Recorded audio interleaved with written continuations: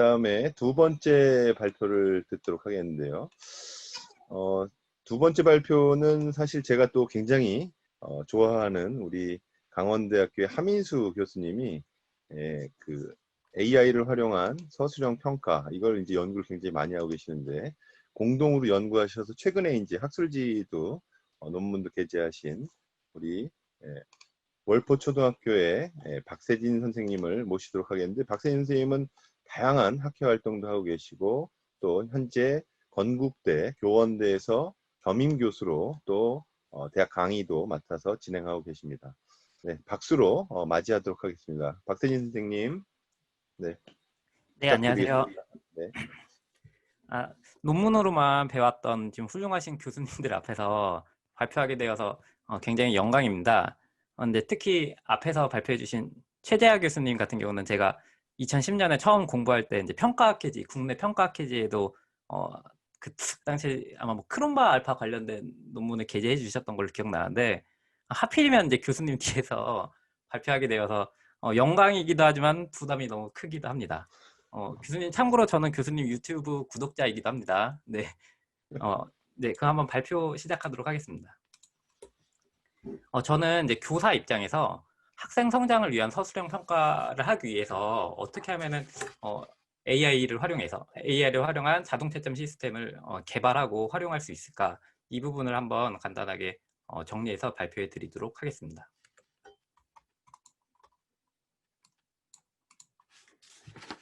네, 그 과거의 농경사회나 산업사회에서는 주로 표준화되고 객관화된 지식을 전달하는 데 교육이 초점을 맞췄었습니다. 근데 오늘날 이제 지식정보사회와 창조경제사회로 넘어감에 따라 이제 창의성과 융합적 사고력을 신장시킬 수 있는 교육으로 점점 변화하고 있습니다. 교육이 변함에 따라서 평가 역시 달라지고 있습니다. 지금 여기 사진을 보면은 과거의 평가 같은 경우는 그냥 누가 잘하나 상호 경쟁 유발을 목적으로 한 상대평가 중심으로 이루어지고 있었습니다. 주로 학습자의 상대적인 서열에 관심을 가지게 되었죠. 과거 평가의 문제점인데요. 평가의 심사 및 변별에 대한 지나치게 강조한 나머지 학생들 간의 과잉 행동을 초래하게 되었고 인성 및 심리에 부정적인 영향을 미쳤다는 보고가 있습니다. 대표적으로 국제학업 성취도 평가인 피사나 팀스 같은 결과 이제 평가원에서 맨날 보고를 하잖아요, 보고서로. 그 보고서를 보면은 우리나라 학생들의 교과 성적은 최상위인데 이제 교과 관련 흥미나 자신감은 언제나 최하위권이다. 이런 게 굉장히 잦은 레퍼토리로 이제 보고가 되고 있거든요. 이런 것들은 항상 언론사를 통해서 이제 후속 발표가 되기도 하고요. 근데 이제 파펜 교수님의 이에 따르면은 뭐 다른 교수님들 당연히 잘 알고 계시겠지만 학교 교육에서 측정된 학생의 정의적인 특성이 이제 미래 학생의 행동을 예측하는데 굉장히 큰 이제 예측력을 가지고 있다고 합니다. 그래서 평가가 이런 부정적인 영향을 미치게 되니 평가 패러다임이 점점 변하게 되었습니다.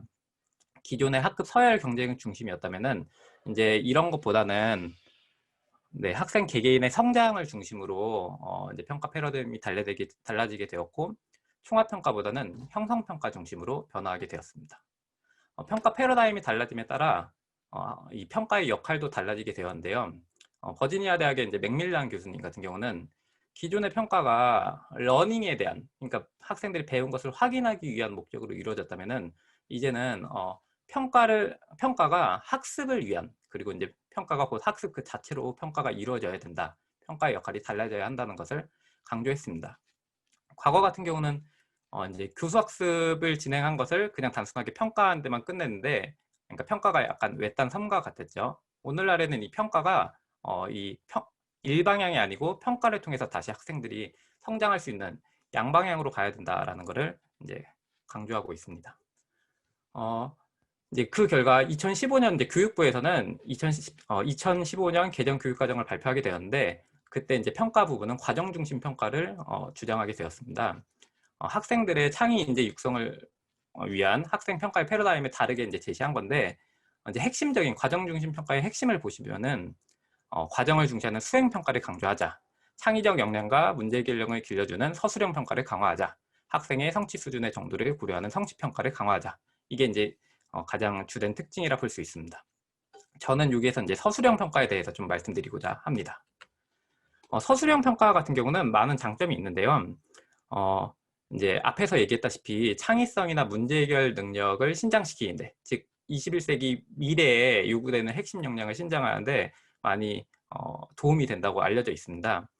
창의성의 경우 새로운 생각이나 개념을 찾아내거나 기존에 있던 생각이나 개념들을 새롭게 조합해내는 것과 연관된 과정인데요. 이런 창의성은 사실 객관식 문항으로, 그러니까 선택형 문항으로만은 신장되기 좀 어렵다고 생각합니다. 열린 형태의 질문으로 신장될 수 있다고 믿어지고, 이것은 문제 해결 능력도 마찬가지입니다.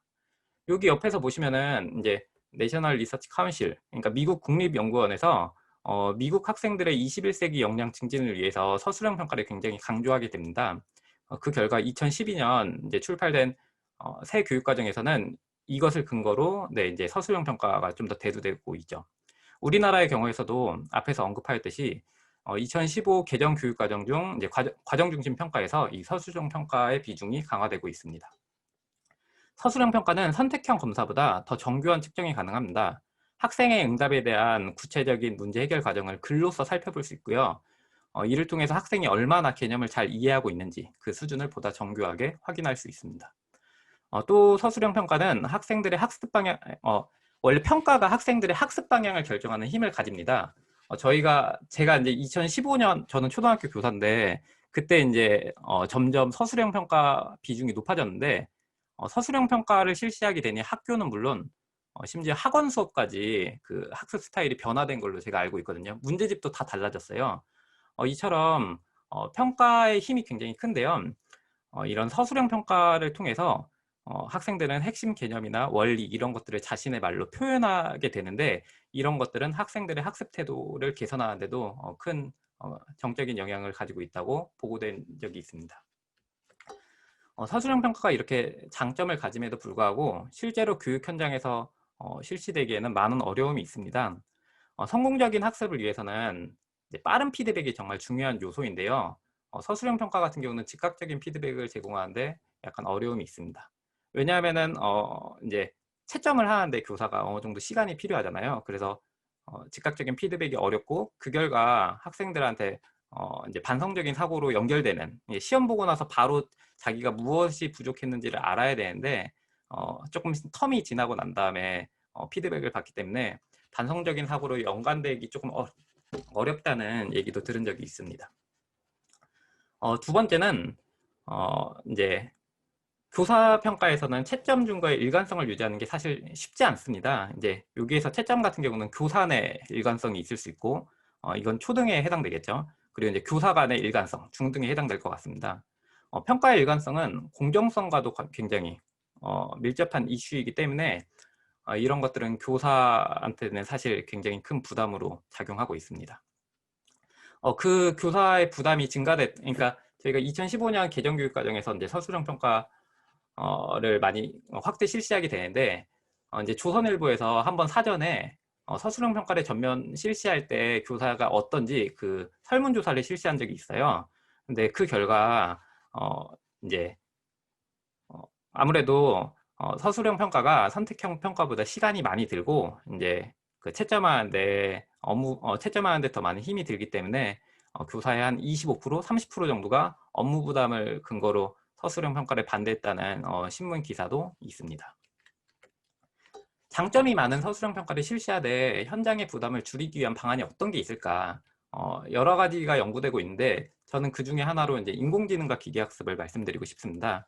이 부분은 아까 이제 최재하 교수님께서 설명해 주셨기 때문에 이제 넘어가도록 하겠고요.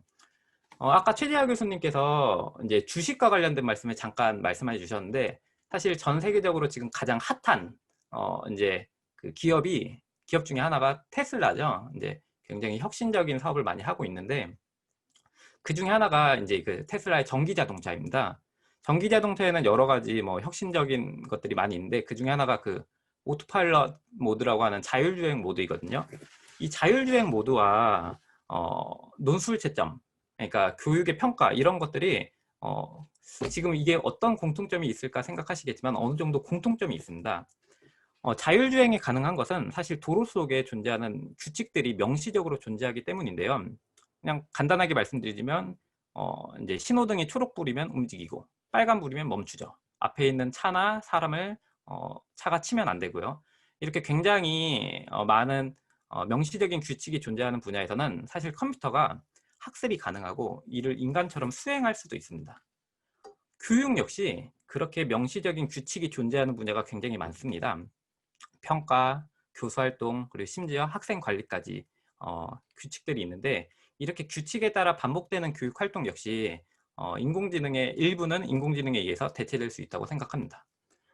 그래서 기계가 과학 속에서 숨겨진 규칙을 따라 학습하고 그 규칙에 따라 일을 수행하듯이 교육의 여러 가지 분야 중에서 서술형 문항 역시 숨겨진 규칙이 존재하기 때문에 이 규칙에 의거해서 자동 채점을 할 수 있는 시스템을 한번 개발해 보려고 했습니다. 사실 이러한 시도는 굉장히 많은 선행 연구가 있어요. 그래서 이제 저뿐만 아니라 뭐 저나 뭐 하민수 교수님이나 이렇게 국내 평가원 노은희 박사님이셨나? 네, 그런 분들뿐만 아니고 사실 미국에서 굉장히 많은 연구 사례가 있는데요.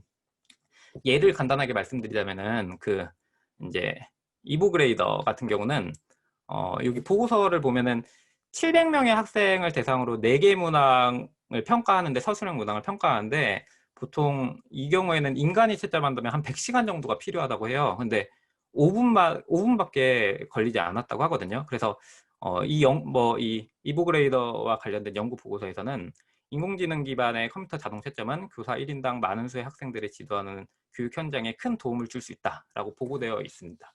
네, 뭐 하민수 교수님께서 이제 지도 교수님이신 로스넴 교수님하고 같이 수행한 걸로 알고 있고요. 또 이제 더 어떻게 보면 더 유명할 수도 있는 AACR인데 미시간 주립대를 포함한 10개 대학에서 이제 함께 AACR 그룹에서 대학에서 활용 가능한 서술형 평가 자동 채점을 연구하는 걸로 제가 알고 있습니다. 이 그룹에서도 뭐 그냥 생물학, 통계학 이처럼 뭐 굉장히 다양한 주제의 서술형 평가 문항을 자동 채점하는 프로그램을 개발해서 사용하고 있다는데 이런 예들도 있고요. 뭐 이 외에도 뭐 대학에서는 뭐 델러웨어 대학의 뭐 조슈아 윌슨 교수님 팀 그리고 이제 영어 에세이 시험 평가에서 인공지능 기반의 자동 채점을 사용하기로 한 뭐 미국 오하이오주 사례 이런 것들을 포함해서 미국에서 선행 연구가 굉장히 많이 있는 걸로 알고 있습니다. 국내에서는 방금 말씀드렸던 것처럼 강원대 하민수 교수님 팀에서 이제 공동 연구진 굉장히 훌륭하신 교수님들 10몇 분하고 같이 Y라는 프로젝트 이름으로 학생이 서술형 평가에 익숙해질 수 있도록 서술형 평가 지원 AI 프로그램 개발 연구를 수행하고 있는데요. 교육부와 창의재단에서 그 재원을 받아가지고 수행하고 있는 걸로 알려져 있습니다. 또 이제 저희 평가원 역시 12년부터 16년까지 그 노은희 박사님 팀에서 이렇게 서술형 문항 채점을 자동으로 하는 연구를 수행하신 걸로 알고 있습니다. 저도 사실 그래서 창의재단에서 교사연구에 재원을 조금 지원받아서 작년에 창의연구를 한번 했었는데요. 그거를 간단하게 소개해 드리자면요. 저는 이제 뭐 CS나 DS를 전공한 뭐 학자도 아니고 그냥 평범한 교사이기 때문에 교실에서 사용할 수 있는 굉장히 기초적인 서술형 평가 자동 채점 시스템을 한번 구축해 보는 게 제 목적이었습니다. 그래서 이렇게 서술형 평가 자동 채점 시스템을 구축하고 나서 실제로 교육 현장에 적용하면은 어떨까 이거를 한번 연구해 봤었는데요. 네, 연구 수행 과정이고 과학 5학년 1학기 과학교과에 한해서 한번 연구를 진행했었습니다. 4개 학교 학생들을 대상으로 제가 속한 학교도 있고요. 한 460명 정도의 학생을 대상으로 자료를 수집했고요. 크게 AI 자동 채점 시스템 개발 절차는 문항을 개발하고 모형을 훈련하는 건데 이러한 단계에 걸쳐서 연구를 진행했었습니다. 문항은 이렇게 저희 교사용 지도서에 그 국가 수준 성취 기준이랑 채점 준거가 잘 나와 있어서 교사용 지도서를 바탕으로 이제 저와 다른 선생님들께서 4개 문항 정도를 서술형 문항으로 이제 간단하게 만들어 봤고요. 이제 여기 두 번째 모형 개발 파트는 이제 먼저 저희가 4명이서 교차로 이제 채점하고 이제 과학 전공하신 하민수 교수님께서 또 한번 봐주시고 이렇게 채점한 답안지를 바탕으로 이제 일종의 레이블을 먼저 획득했고요. 그 다음에는 이제 학생들의 응답을 언어 저처리하고 아까 말씀하신 것처럼 자질을 추출을 합니다. 그리고 난 다음에 이제 지도학습 알고리즘을 적용했는데 저는 이때 클래스파이어는 RNN을 그냥 굉장히 나이브하게 적용했었습니다. 그래서 학생 자료를 이제 훈련 데이터를 뭐 훈련 데이터셋, 밸리데이션 데이터셋으로 나눈 다음에 테스트까지 했었고요. 그래서 이렇게 간단하게 진행을 하고 난 다음에 이제 흔히 그 성능 확인할 때 이런 그 컨볼루션 매트릭스라고 하죠. 뭐 그렇게 네, 이런 매트릭스 통해서 확인해 봤는데 어큐러시 같은 게 꽤 괜찮게 나왔었습니다. 네, 뭐 리콜, 프리시즌 뭐 이런 것들도 괜찮게 나왔던 걸로 기억하고 있습니다. 사실 이렇게 적용하는 거는 그냥 누구나 굉장히 쉽게 할 수 있는 거고 저도 그래서 저 같은 사람도 할 수 했고요. 네, 그냥 파이썬으로 굉장히 기초적으로 했었는데 중요한 거는 이게 아니고 이렇게 자동 채점 시스템 모형을 개발한 다음에 이거를 어떻게 활용할 수 있는지 한번 직접 현장에 학생 수업에 한번 투입을 해봤었습니다.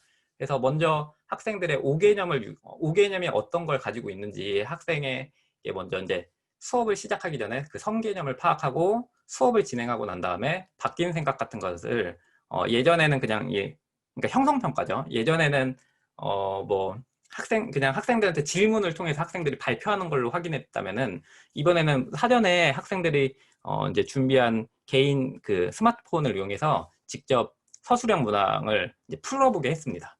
그래서 이제 즉각적으로 학생들이 어떻게 알고 있는지, 모르고 있는지, 그리고 자신의 결과를 피드백을 받게 되었고, 피드백이라고까지보다는 그냥 결과를 받게 됐고, 제가 이제 아는 학생들 같은 경우는 그냥 점프 과제, 그리고 이제 좀 모르는 학생, 틀린 학생 같은 경우, 또는 맞췄어도 정답에 확신이 없는 학생한테는 조금 더 세부적인 보정 교육을 한번 실시했었거든요. 그래서 학생들이 그 수업을 듣고 이렇게 인터뷰를 했었는데 이것도 한번 보여드릴게요.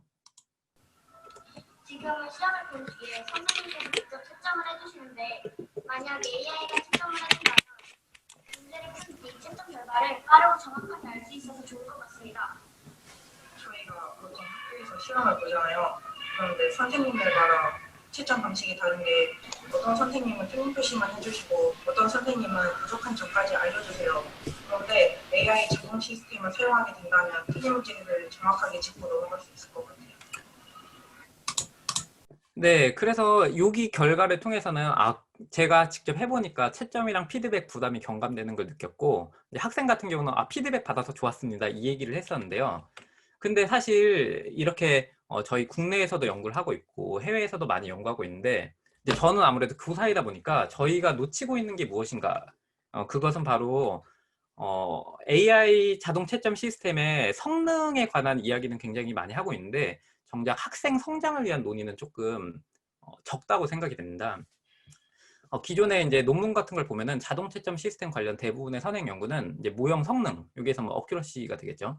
일치율에 초점을 두고 있는데 이런 것들은 사실 일치율이 중요한 상황은 고부담 시험이라고 생각이 되거든요. 근데 저는 이제 단위학급 상황에서 직접 교사가 학생들의 성장을 위한 목적으로 사용되어야 되기 때문에 형성평가의 상황에서는 성능이 일정 수준 담보가 된다면은 그때는 이제 상세한 피드백을 주어서 학생들한테 교육적 성장을 불러일으키는 게 더 중요하다고 생각하고 있습니다. 그래서 자동 채점 시스템을 통한 피드백은 다음과 같은 과정으로 제공됐으면 좋겠는데요. 먼저 학생이 서술형 평가의 채점 준거에 해당하는 부분을 모두 충족해서 바르게 응답했을 경우에는 문항에서 요구하는 학습 개념을 다시 한번 상기시켜준 다음에 칭찬 피드백 같은 거를 제공해주면 좋을 것 같아요. 온라인 학습 상황이기 때문에 뭐 만약에 문제 은행과 같이 충분한 문항이 확보되어 있다. 뭐 아까 그 CET 같은 상황도 말씀해 주셨는데 뭐 문제 은행이 충분히 확보되어 있으면은 좀 더 심화형 문항, 이렇게 일종의 점프 학습이 될 수 있게 하면 좋을 것 같고요. 반대로 학생이 그 성취 기준 준거에 도달하지 못했다면은 정답 여부를 그냥 단순하게 알려주는 거는 큰 도움이 되지 않다고 생각되고요. 학생이 스스로 문제를 해결할 수 있게 가벼운 힌트나 질문을 제공해 주는 게 필요하다고 생각합니다. 이 경우 학생은 자신의 응답에 대한 즉각적인 피드백을 받기 때문에 보다 진지하게 노력을 하게 될 것이고 이러한 것이 결국 학생의 학업 성적으로 자연스럽게 이어질 것이라고 생각이 듭니다. 지금 두 분의 그 교육학자 거장인데요. 다들 아실 텐데 레프 비고츠크랑 이제 벤자민 블룸인데 두 분께서 주창하신 말씀을 좀 빌어가지고 이야기하자면요. 자동 채점 시스템은 서술형 평가에 대한 채점 도구 외에 학생들의 학습 촉진자나 보조자의 역할을 수행해야 됩니다. 즉 비계 설정이 가능한 피드백을 제공해 줄 때 비로소 학습 지원 도구로서의 역할을 온전하게 수행할 수 있다고 생각되고요. 이러한 과정이 반복적으로 거치게 된다면 결국 벤저민 블룸이 이야기한 완전 학습도 가능하지 않을까 이 생각을 하게 됐습니다. 예상되는 이슈가 몇 가지 있는데 이제 제가 들었던 얘기인데 학생들의 평가할 때 그럼 성능이 부족하지는 않을까 얘기를 하고 있는데 사실 아까 최재하 교수님께서 말씀하셨을 때도 말씀하셨을 때도 들으셨겠지만 지금 저희 세계 AI 성능 수준이 굉장히 높고요.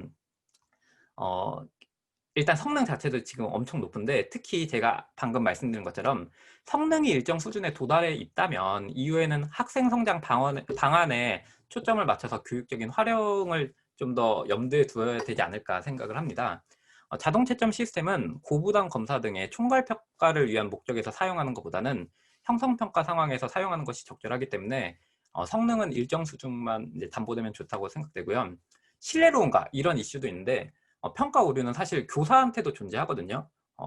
이제 자동 채점 시스템의 오류는 그리고 특히 저처럼 지도 학습을 통해서 만약에 학습시켰다면은 그거는 인간에 의해 채점된 훈련 데이터로부터 야기되기도 해요. 그래서 오류가 있을 수 있는 것은 당연히 인정하기 때문에 이러한 오류를 교사가 보정해 준다든지 아니면 다른 지원 도구를 통해서 통제할 수 있도록 대안을 찾을 필요가 있고요. 교사는 그럼 노냐, 교사는 무엇을 하는가 이런 이슈도 있는데 자동 채점 시스템은 그 자체로 절대적인 게 아니고 오직 교사가 효율적으로 활용했을 때만 비로소 효과가 있는 일종의 도구 개념으로 받아들여야 합니다. 그럼 교사는 무엇을 하느냐? 학생들의 개별 맞춤형 교육에 신경을 쓰고 학생들이 스스로 주도적으로 학습 상황을 할 수 있도록 이제 학습 상황을 잘 설계해야겠죠. 이제 마지막인데요. 나이스 이슈가 있습니다. 저희 2002년에 교육행정 지원 시스템, 이른바 이제 나이스라고 불리는 것이 처음에 도입되었을 때 이제 교사들과 이제 여러 단체들이 학생들의 인권 침해랑 교육의 과도한 행정화 등으로 많은 반대를 했었는데요. 그런데 이후에 보안 사항이 강화되고 교사들의 정보 처리 능력이 발달한 오늘날에는 학생들의 성적 관리는 물론 업무 등 이런 것들을 굉장히 효율적으로 사용하는 도구가 되었습니다.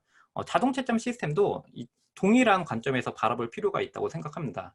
지금 교육부나 여러 기관에서 이제 LMS 시스템을 내년에 도입한다고 얘기가 되었는데 이런데 효과적으로 도입한다면은 그러니까 더 좋을 것 같고 과거의 나이스처럼 이렇게 새로운 것들을 무분별하게 그냥 반대하기보다는 어떻게 하면 잘 사용할 수 있지 이런 것들을 좀 고민할 필요가 있을 것 같습니다. 저희 이제 마무리인데요. 코로나19에 의해서 미래 교육이 지금 강제로 소환됐다고 볼 수 있는데 특히 이제 지금 올해는 거의 온라인으로 학습이 이루어지고 있습니다. 온라인 학습 상황에서도 어쨌든 교육은 이루어지고 있기 때문에 반복되는 평가 활동에서 빅데이터가 꾸준히 생성되고 축적되고 있습니다. 이러한 것들을 적극적으로 활용할 필요가 있습니다. 이러한 관점에서 교육의 순간순간마다 생성되는 학생들의 평가 결과를 단순히 유실시키기보다는 어떻게 활용할지, 특히 이제 인공지능을 활용해서 예를 들어 학습 분석이나 아니면 CAT 이런 것들을 활용한다면 더 좋을 것 같고 그 중에 하나로 이제 자동 채점 시스템도 지금 사용해 보면은 교사한테도 좋고 학생들한테 도움이 많이 될 거라 생각이 되거든요. 특히 이제 비계 설정 피드백에 즉각적인 제공을 한다면은 이것은 온라인 학습뿐만 아니라 대면 학습에도 학생들에게 많이 도움이 될 거라고 생각되고 형성평가의 관점에서 학생들의 반성적인 사고를 촉진시켜주지 않을까 생각을 했습니다.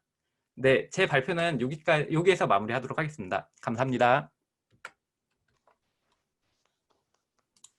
예, 너무 감사드립니다. 학교 현장에서 이렇게 변화를 만들어내시는 혁신 선도가라고 저는 표현하고 있는데 박세진 선생님 발표를 들으니까 정말 학교 현장의 미래가 밝구나 이런 생각을 다시 한번 해봤고요. 지금 선생님이 개발하고 계신 이런 것들이 또 대학의 교수님들이나 연구소랑 같이 연계돼서 좀 빠른 속도로 개발이 잘 이루어지기를 소망하는 마음입니다. 네, 다시 한번 감사드리고요.